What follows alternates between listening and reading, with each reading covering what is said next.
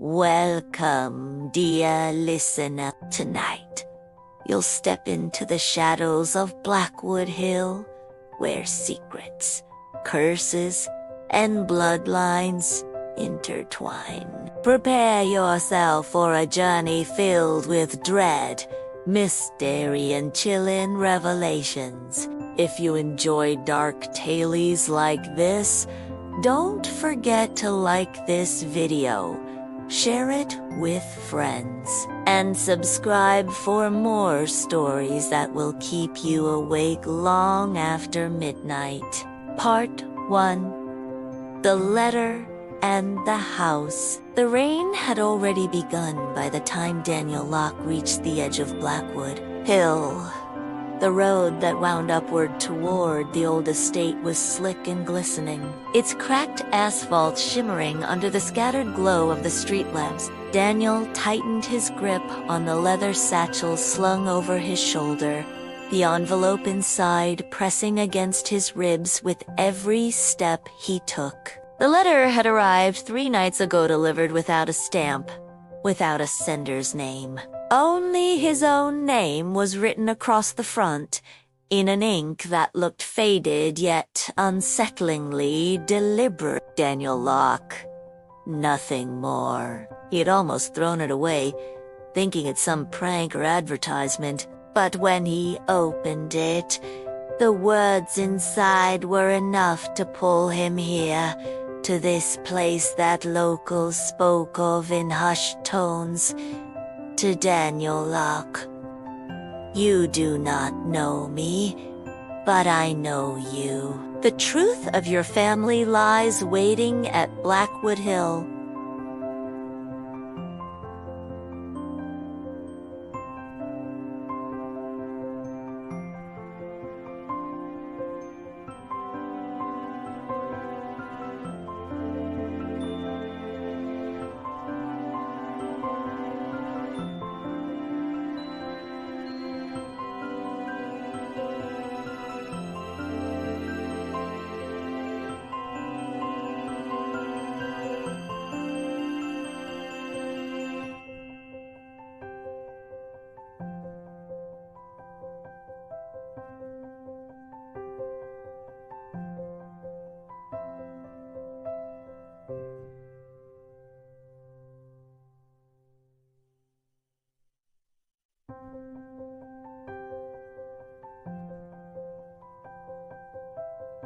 The note was unsigned, but the handwriting E.T. had a precision, as if carved into the paper rather than written. Daniel had no living relatives he knew of.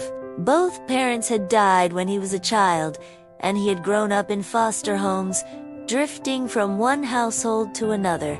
The idea that there was truth hidden in some forgotten estate was enough to keep him awake for 3 nights, until curiosity and something darker, an ache he could not name, drove him to come. Now, standing at the foot of the hill, he felt the weight of silence pressing on him. The town below was already swallowed by distance and fog. Ahead of him loomed the gates, wrought iron twisted into strange, almost organic shapes. Vines had claimed them, but he could still see the patterned spirals and eyes, or something that looked like eyes. When he pushed the gate, it opened with a groan that echoed down the empty drive.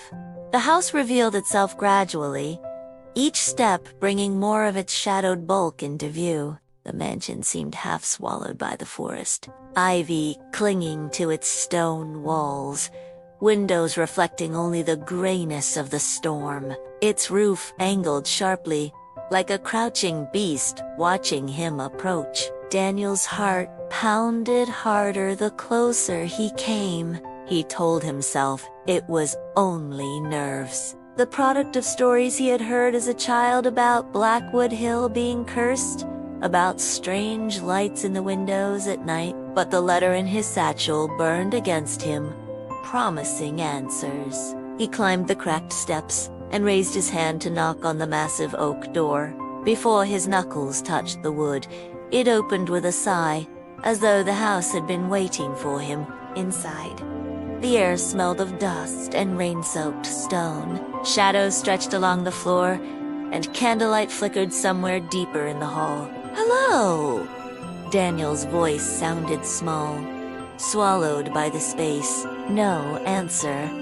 Only the steady drip of water from his coat onto the wooden floorboards. He stepped inside. The door swung shut behind him. The entrance hall was vast, with a chandelier that hung low, its crystals coated in dust yet still glimmering faintly. Portraits lined the walls, stern men and women, all painted in a style centuries old. Their eyes followed him with a weight that made his throat tighten. Then he noticed something stranger. In every painting, the figures' hands were hidden, folded behind their backs or covered by fabric. Not a single portrait revealed their fingers. Daniel moved further in, the satchel brushing against his hip. His footsteps echoed too loudly, as if the house itself were empty and hollow. On a table at the center of the hall lay a candelabra, its flames trembling though there was no draft. Beside it, an object rested. Another envelope, addressed in the same faded ink. This one bore only 2 words: "For you."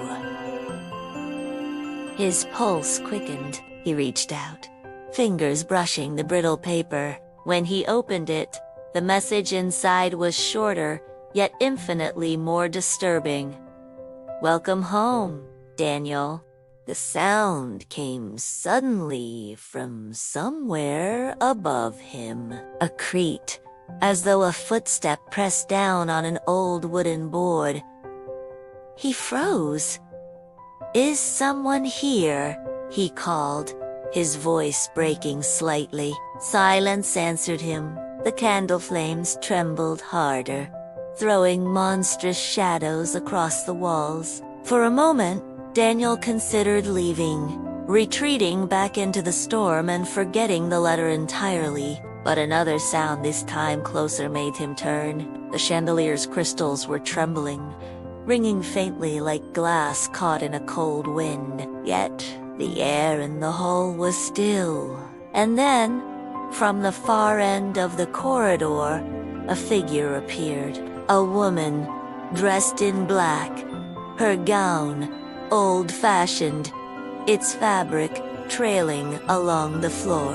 Her face was pale, almost luminescent in the dim light. She did not walk so much as glide, her movements too smooth, too silent. Daniel's breath caught in his chest.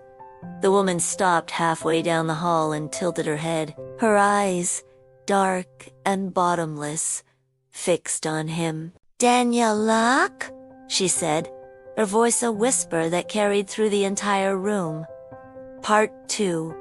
The Woman in Black. Daniel's throat tightened as the woman's whisper curled through the hall like smoke. How do you know my name?" he asked, though his voice was barely steady. The woman didn't answer right away. She glided closer, the hem of her dress whispering against the dusty boards. Her eyes did not blink, and her lips curved into something that was not quite a smile. "I have always known you," she said. "You are of this house." "The blood remembers." Daniel's breath caught. The blood remembers. He stumbled back a step, clutching the satchel against his chest. "No, don't belong here. I don't even know who you are." The woman tilted her head, studying him as though he were a puzzle piece pressed into the wrong place. "And yet you came when summoned. You opened the letter." Daniel's hand brushed the edge of the envelope still clutched in his pocket. The ink, the strange handwriting, it was hers. Before he could speak again, the chandelier above them groaned, its chains straining. He looked up, Heart hammering, the crystals shivered violently, scattering shards of trembling light across the portraits. Then silence. When Daniel lowered his gaze, the woman was gone. He spun in every direction, his voice sharp now. "Where are you?"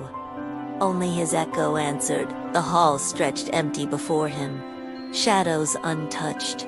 For a long moment, he thought he had imagined Haran, apparition conjured by his own fear, but the chill that lingered in the air was too real. His skin prickled with goose, trying to steady himself. Daniel crossed to the far corridor where she had stood.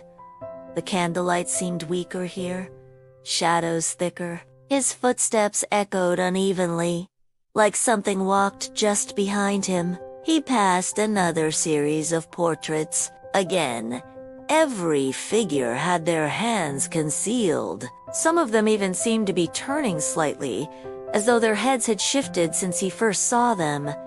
His mouth was dry when he whispered, "This is insane."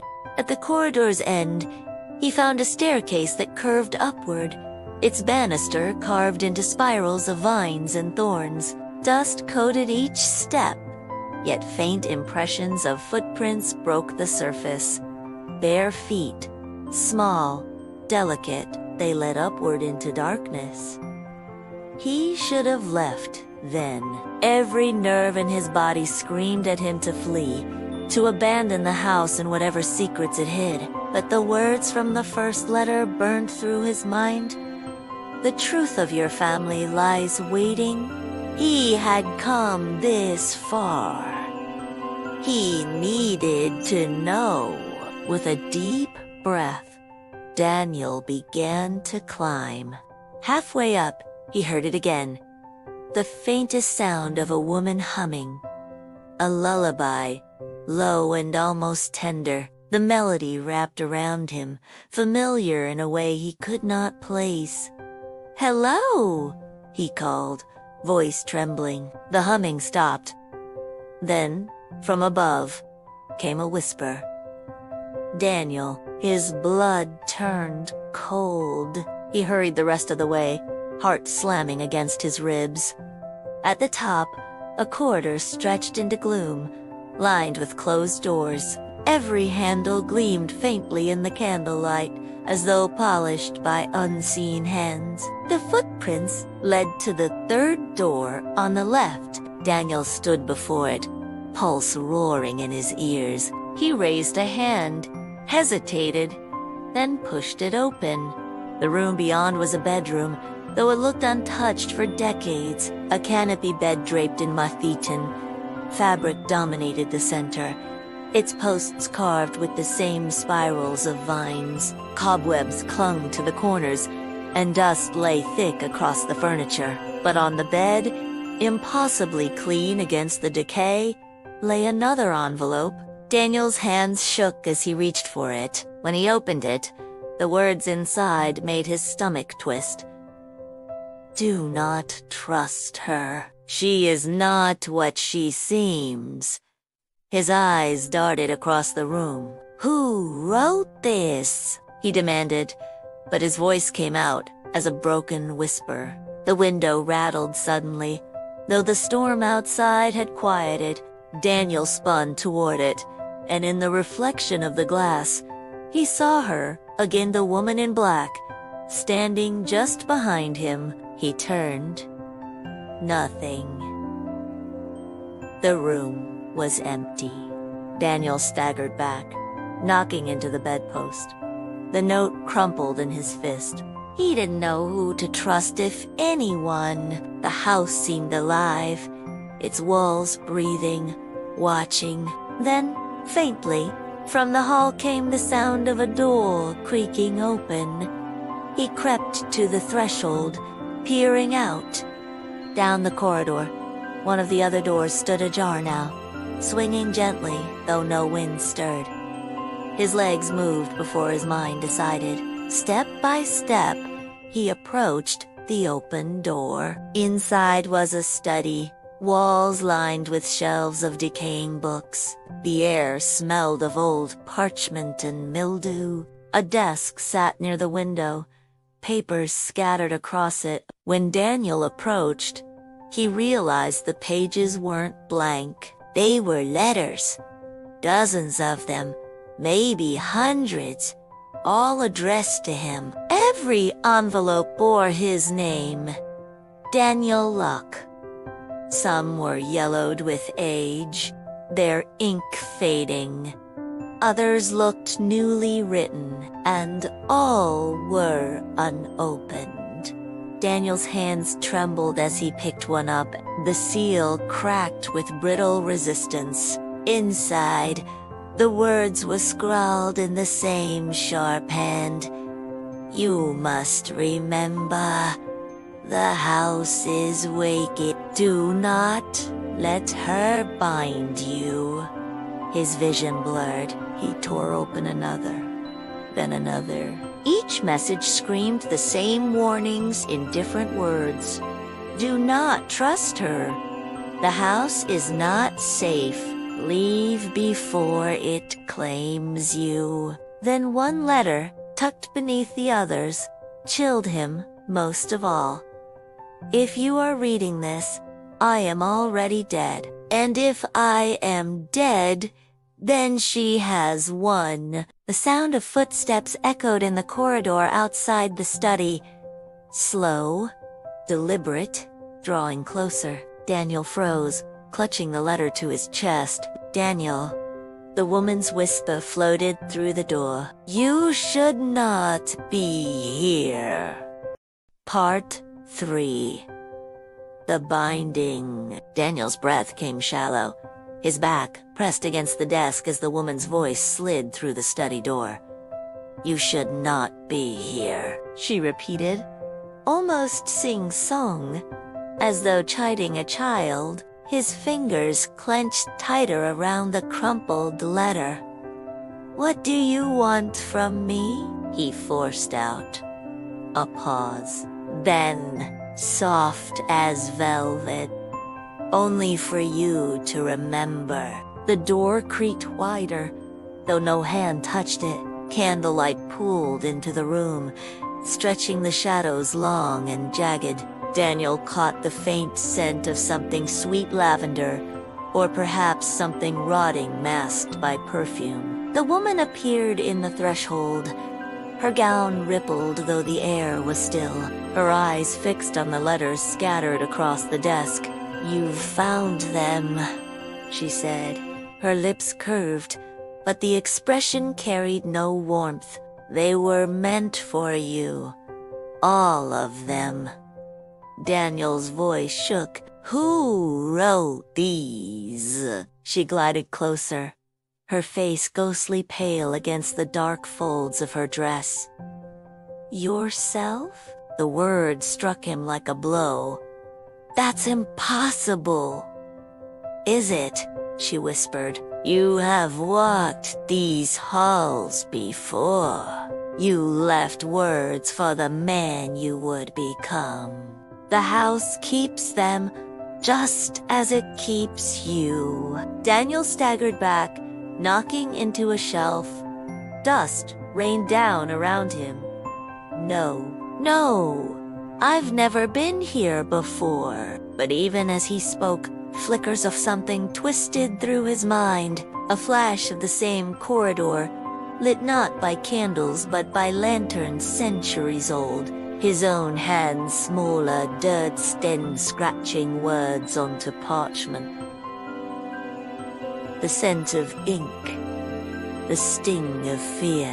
The memory vanished as quickly as it came, leaving him gasping. The woman's smile deepened, triumphant. "You see, the blood remembers." Daniel forced himself to shake his head, to cling to reason. "If that's true, then who are you?" Her expression did not falter, but her eyes darkened. "I am the keeper of this house, the guardian of its bargains. Without me, Blackwood would crumble into nothing but stone and ash. With me, it lives. Lives, Daniel spat. This place is cursed. Her gown rippled again, though she had not moved. Cursed, or preserved? Every story you have ever heard of Blackwood Hill, every whisper comes from those who did not belong. But you, Daniel.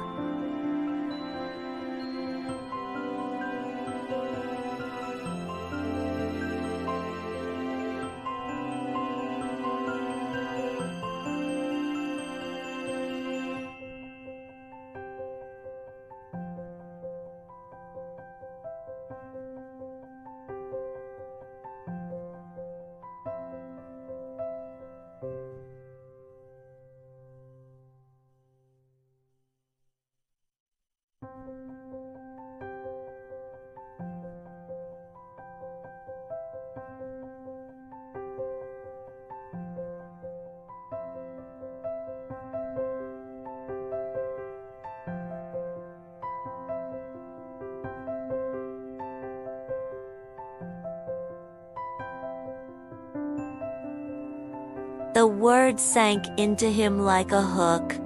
Heir. The letters scattered across the desk seemed to scream in protest. His heart hammered. What happens? He asked slowly. If I don't want it. Her gaze sharpened. The faintest crack in her porcelain calm. The house will not let you go. The candles flickered violently. The study walls seemed to stretch, shelves groaning as if under unseen weight. Daniel staggered, clutching the satchel at his side. He couldn't breathe there. Pressed heavy as stone. The woman stepped closer. Her hand, pale and impossibly smooth, rose toward his chest. Let it bind to you. Let me bind to you. You will never be alone again. A surge of panic broke through his paralysis. He slammed the desk drawer shut, breaking her gaze. In the same instant, the weight lifted slightly, enough for him to stumble past her and out into the hall. The corridor reeled around him, but he ran, the satchel thumping against his ribs. Doors blurred past, portraits leering as though alive. Behind him, her voice rose not a whisper now, but a command that rattled the very boards beneath his feet. Daniel. He didn't stop until he reached the base of another staircase, this one spiraling downward. He nearly tripped in his haste, catching himself on the cold banister. The air grew damper as he descended, the faint scent of earth and stone rising to meet him.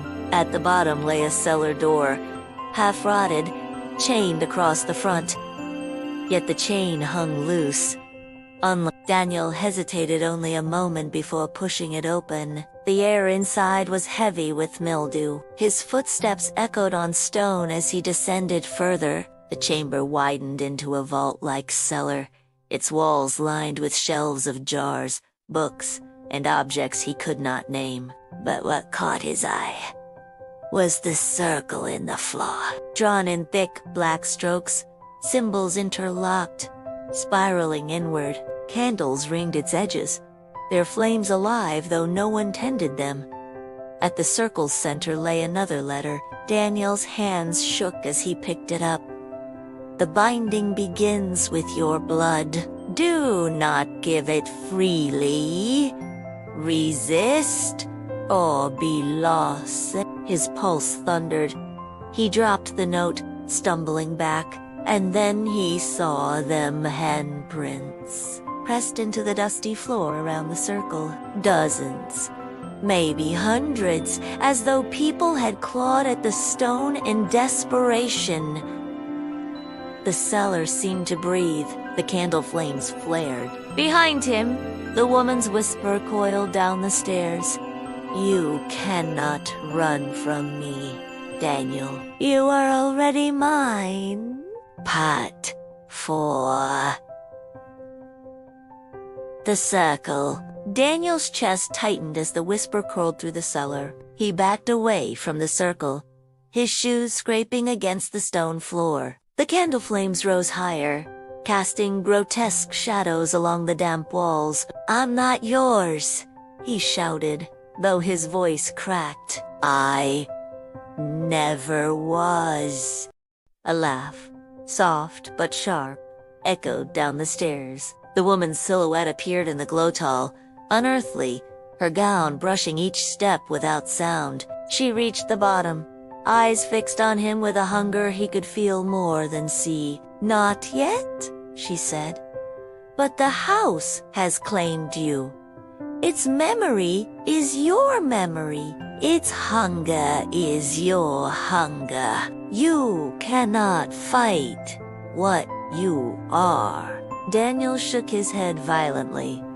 "I don't belong here." Her gaze flickered to the circle. "Then why do you know the words?" He froze. His mouth was dry. "What words?" "The words that open the circle," she whispered. "They are written in your bloodline, carved into you like marrow."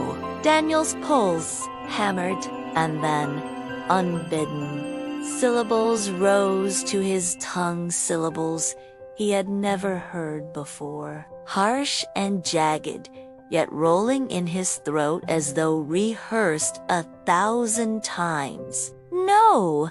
he gasped, clapping a hand over his mouth.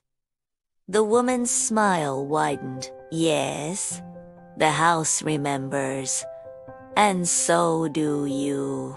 The air in the cellar thickened, pressing against his lungs. Daniel staggered back until his heel struck something, an old wooden trunk shoved against the wall. Desperate, he dropped to his knees and tore it open. Inside lay relics, rusted chains, scraps of parchment, bones wrapped in cloth. His fingers brushed something smoother, leather-bound, heavy. "A book?" He dragged it into the candlelight, coughing on the dust. The cover bore the same spiral symbols etched into the circle on the floor. When he opened it, the pages writhed with cramped handwriting, as though written in haste. Names filled the first page. Dozens of them. Some he recognized faintly from the portraits upstairs. Others were unfamiliar, but at the bottom of the list, his blood turned to ice. Daniel Locke. The ink was fresh.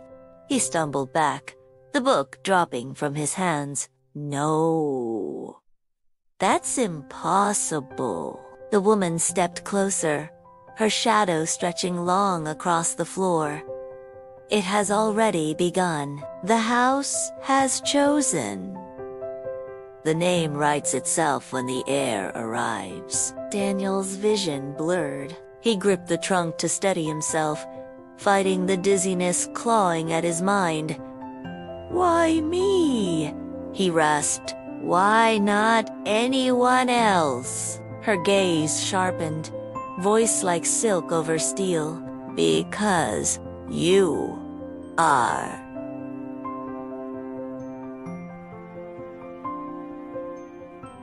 Every other bloodline has been bound or broken. You carry the final thread. Daniel's thoughts raced. If he allowed this whatever this was, he would be trapped, consumed like the names before him. But if he resisted, would the house even let him leave? The flames around the circle surged. The symbols on the floor seemed to writhe, twisting into new shapes. The woman's voice rose, layered now, as if a chorus spoke through her. "Give your blood, Daniel. Bind to the house. Become what you were born to be." His body trembled as though pulled forward. He fought against it, every muscle screaming. No! In desperation, he grabbed one of the rusted chains from the trunk and hurled it across the circle. The moment it struck the symbols, a shock-wave rattled the cellar, candles extinguished with a hiss, plunging half the room into darkness. The woman recoiled, her face flickering smooth skin cracking for the briefest instant, revealing something skeletal, hollow-eyed beneath. Daniel seized the chance. He bolted up the stairs 2 at a time, the satchel slamming against his side. Behind him, a scream rose high, piercing, filled with rage. He burst into the corridor above, gasping for air. The house trembled as though alive, dust showering from the ceiling. Portraits rattled on the walls, eyes seeming to follow him with renewed intensity. Daniel staggered toward the main hall, heart pounding. He needed to find a way out. Any way out. But when he reached the front door, it was gone. Not locked, not barricaded. Gone. The walls stretched seamless where the door had once been. Wood and stone fused as if it had never existed. No, he whispered, pressing his palms against it. No. No. No. Behind him, the whisper returned, closer than ever. You cannot leave, Daniel. Not until the binding is complete. He spun, but the hall was empty. The chandelier above rattled violently, crystals clashing like frantic bells. One snapped free, crashing to the floor inches from his feet. He staggered back, and his shoulders struck the table where the first letter had been waiting. Only now, another letter lay there, fresh, its ink glistening. Hands shaking, Daniel tore it open. There is a way out, but it requires a sacrifice. His stomach clenched. The note bore no signature, no guidance beyond those words. But for the first time, it wasn't a warning. It was a possibility. A sacrifice. What kind of sacrifice? He muttered aloud. From somewhere in the shadows, the woman's whisper coiled. Blood. Part 5. The Sacrifice. Daniel's hands shook as the word echoed through the hall. Blood. He staggered backward from the letter, chest heaving. No. No. No. There has to be another way. The house groaned as if in answer, would settling with a deep, bone-like crack. The candle flames along the walls bent toward him, drawn as though by breath. You cannot resist. Forever. The woman's voice lipped. She appeared again, half-formed at the end of the hall, her face pale, her eyes like dark wells. The house feeds, Daniel. It always feeds. You must give. Daniel clutched the satchel to his chest. Inside, he felt the outline of the first letter, the thing that had dragged him here. He wished he had burned it the moment it arrived. What happens if I refuse? His voice was raw, her smile stretched, unnatural.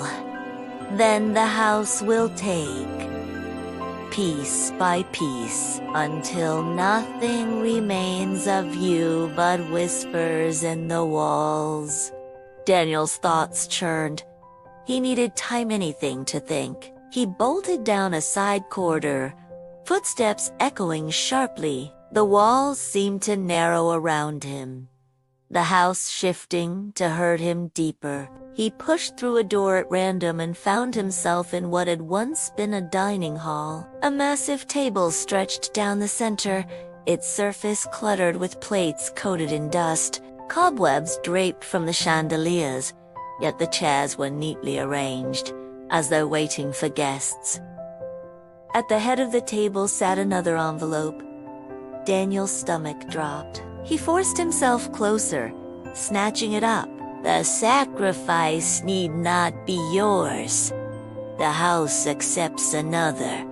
His blood ran cold. Another. Who else was there? The woman's whisper came from behind him, close enough to raise the hairs at the back of his neck. Bring another life into these halls. Daniel, let the circle drink them instead. Then you may go free. He turned sharply, but the hall was empty. His pulse hammered in his throat. She wants me to lure someone here. Someone innocent. Daniel shook his head violently. No, I won't. The air shivered, and her laughter slid along the walls like knives on glass. You will.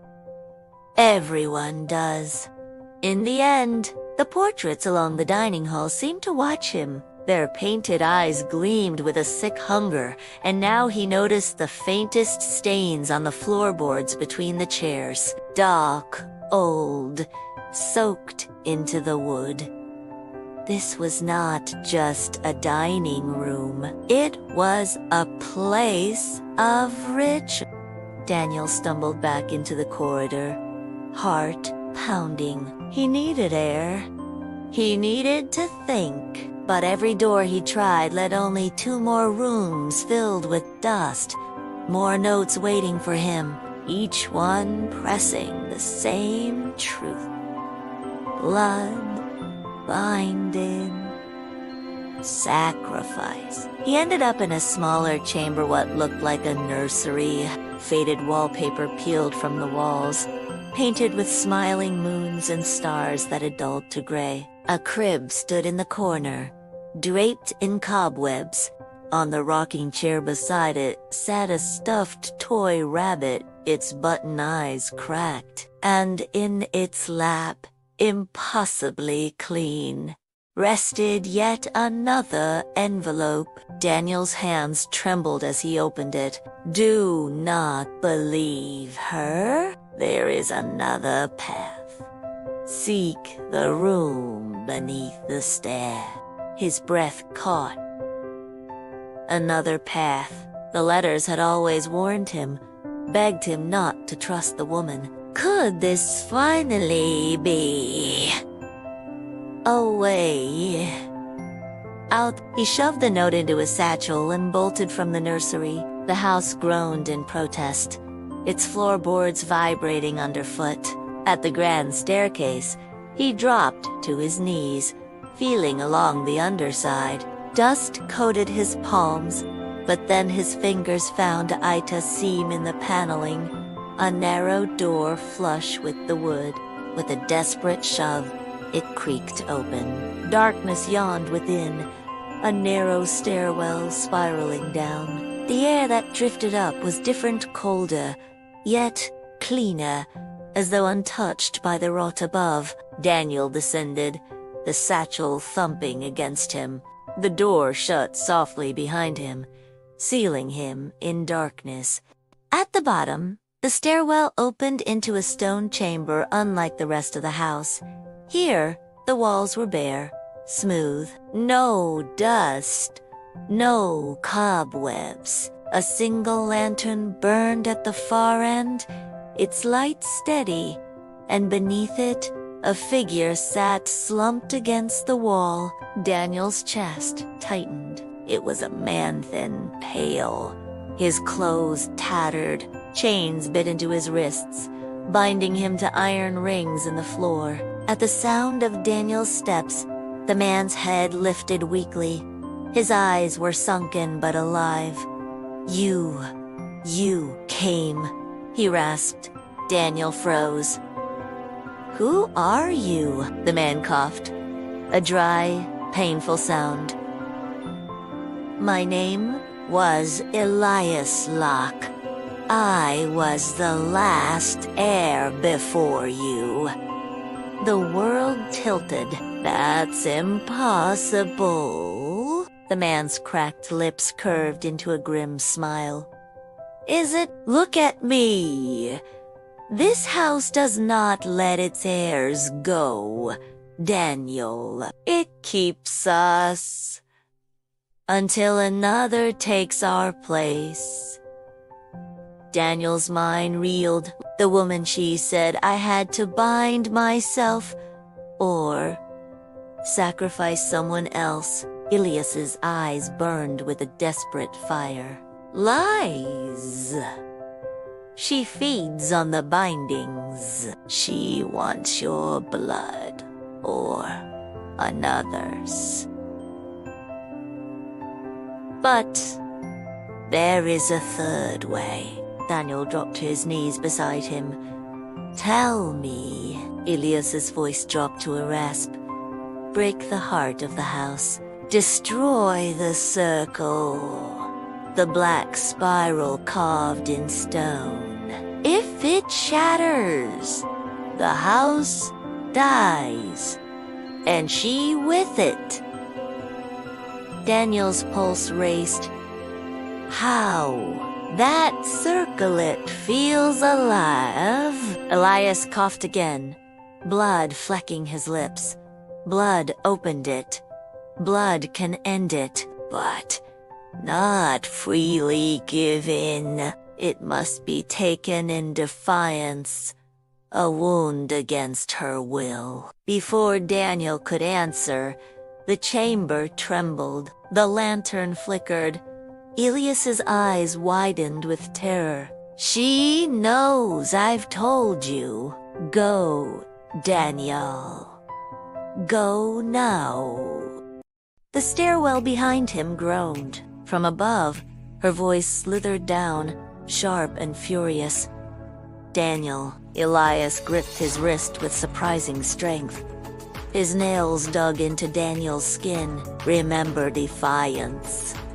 Daniel tore free, sprinting toward the stair.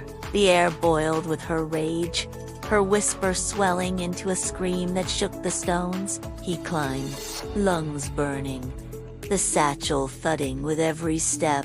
At the top, the hidden door slammed open, and he burst back into the hall. The house roared around him.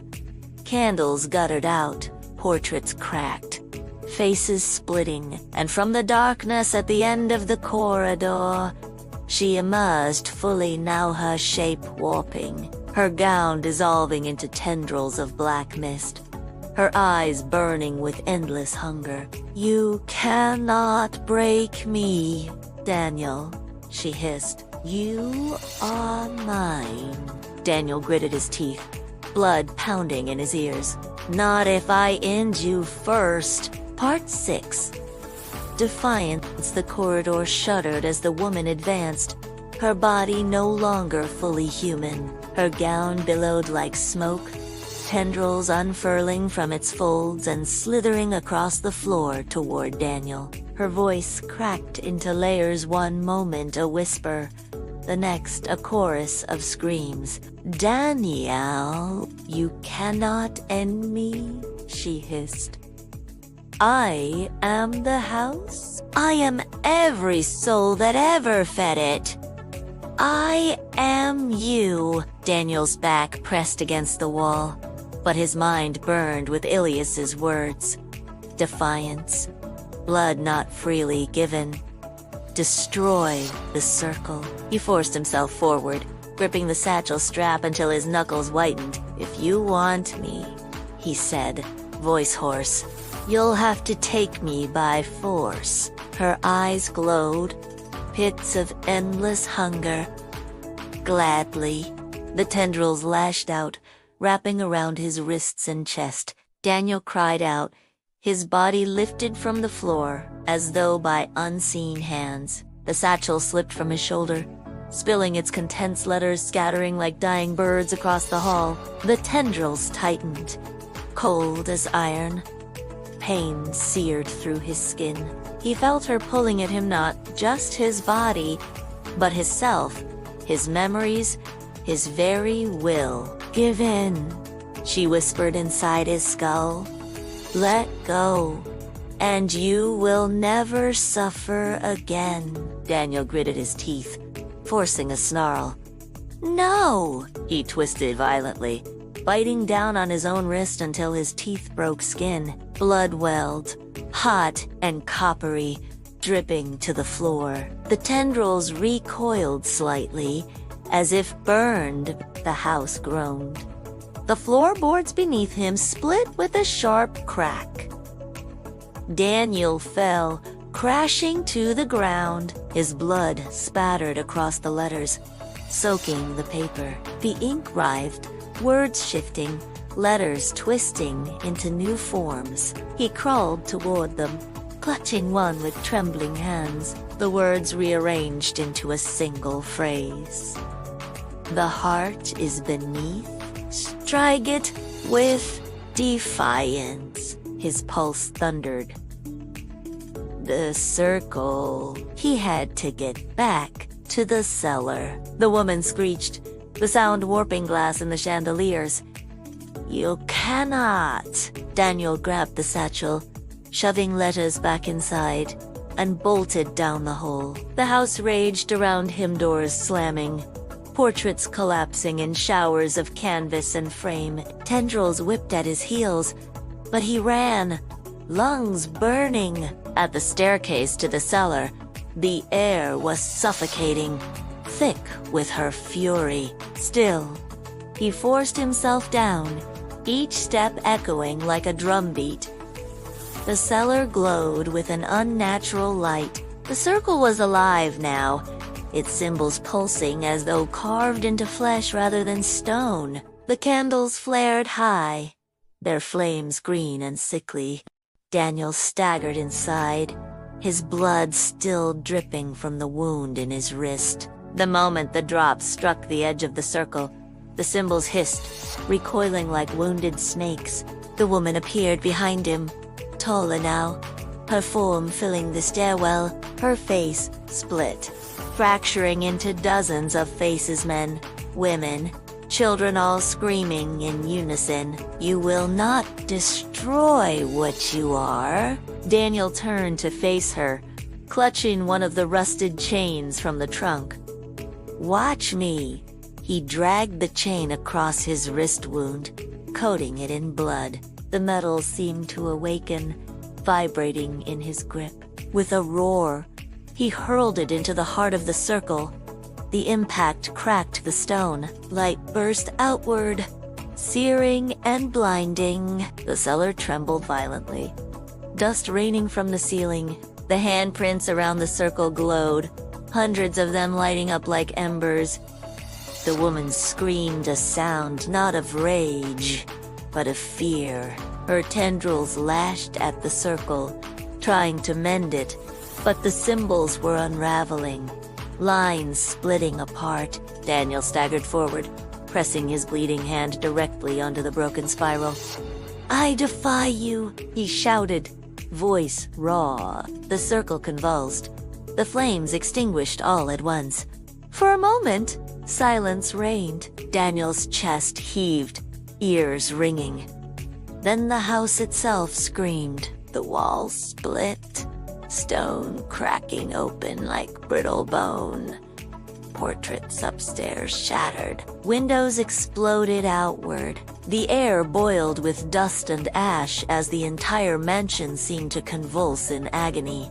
The woman collapsed inward, her body folding and twisting, her many faces peeling away like layers of burning paper. Her true form emerged skeletal, hollow eyes burning with desperate hunger. "No?" she shrieked, clawing toward him. "Without me, you are nothing. You are no one." Daniel pressed his hand harder against the broken spiral, blood pouring across the stone. "I'd rather be nothing than yours." The circle split completely, shattering into jagged fragments. A wave of force blasted outward, hurling the woman's form into the darkness. Her scream stretched into nothingness, dissolving into silence. Daniel collapsed to the floor, coughing violently. The cellar was falling apart, stones crumbling, ceilings splitting open. He staggered to his feet, grabbing the satchel, and forced himself toward the stairs. The house above groaned like a dying beast as he climbed. Corridors collapsed behind him, floors buckling. He pushed through falling debris, lungs burning with dust. At last, he reached the grand hall. The chandelier lay shattered, glass scattered like stars across the floor. The walls were splitting, the roof tearing open to the storm above. And then he saw it, the front door, restored, wide open. Daniel ran. Rain lashed his face as he burst through the door, stumbling onto the cracked steps. Behind him, the house of Blackwood Hill convulsed one last time, its walls folded inward, collapsing in on themselves, consumed by the very shadows that had once filled them. With a roar like thunder, the entire structure imploded, vanishing into a cloud of dust and silence. Daniel collapsed on the wet ground, soaked, shaking. He clutched the satchel to his chest, letters still inside. The rain washed blood from his wrist, leaving only a pale scar. For the first time in hours, maybe in his entire life, he felt air fill his lungs without weight. The house was gone. The woman was gone. But the letters remained. Part 7. The last letter. The storm raged as Daniel staggered down the hill, each step heavy with exhaustion. Behind him, nothing remained of Blackwood House but a smoldering heap of stone and ash. The rain hissed as it struck the ruins, swallowing the last wisps of smoke. He clutched the satchel to his chest, unwilling to let it go. Inside, the letters rustled as though alive. By the time he reached the edge of the town, dawn had begun to break. The fog lifted slowly, pale sunlight stretching across the wet streets. Daniel collapsed onto a bench beneath an old lamppost, his body trembling from cold and shock. For a long time, he sat there, staring at the satchel. Burn them, he thought. Throw them away. Yet his hands would not obey. At last, with shaking fingers, he pulled one of the envelopes free. The ink shimmered faintly even in the weak daylight. He broke the seal. Inside, the words made his heart lurch. If you are reading this, then you have survived. The circle is broken, but survival has its price. The letter was signed, Elias Locke. Daniel froze. Elias, the man chained beneath the stairwell. But how? Elias had been near death, broken, and yet this letter looked newly written. He tore open another. The bloodline cannot be erased. You may leave the house behind, but the house will never leave you. Guard yourself, Daniel. Others will come. His chest tightened. He pulled another, then another. Each was in the same hand, the same ink. Some dated decades earlier, others impossibly recent. The letters weren't warnings written by strangers. They were written by every heir who had come before, each leaving words for the next, hoping someone would succeed where they had failed. And now his name was on the list. Daniel's breath came ragged. He remembered the book in the cellar, the one with all the names. Each heir recorded in ink. His name had been there too. The woman was gone, the house destroyed, but the bloodline, it still bound him. The last envelope at the bottom of the satchel felt heavier than the rest. Its wax seal was darker, almost crimson, hands trembling. Daniel broke it.